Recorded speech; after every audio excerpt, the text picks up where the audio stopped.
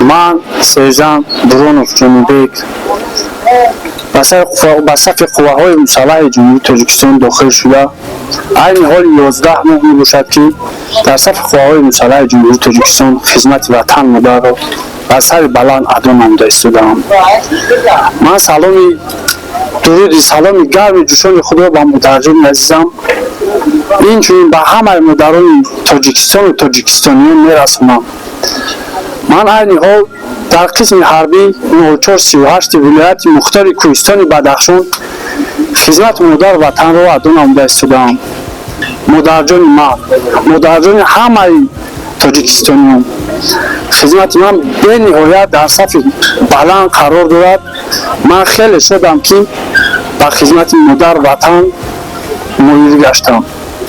من از ولایت مختار کوهستان بدخشان، از شهر سوخت، از حصار، کلوب، بلجوان یا خوالی، از همه منطقه جمهوری تاجیکستان در اینجا یار برادر یافتم.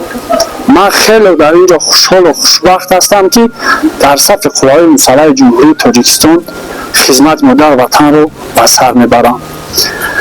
با خدمت من عین حال 15 روز دیگه مونده است. 15 روز پس ساق سلامت به پیش پدر و مادر یا به پیش پدر و مادران همه سربازان که در قوای مسلح جمهوری تاجیکستان خدمت رو ادا نموده ایستادن ما برمیگردیم. ما شما رو به نهایت انتظاریم. شما ما رو هم انتظار شوید.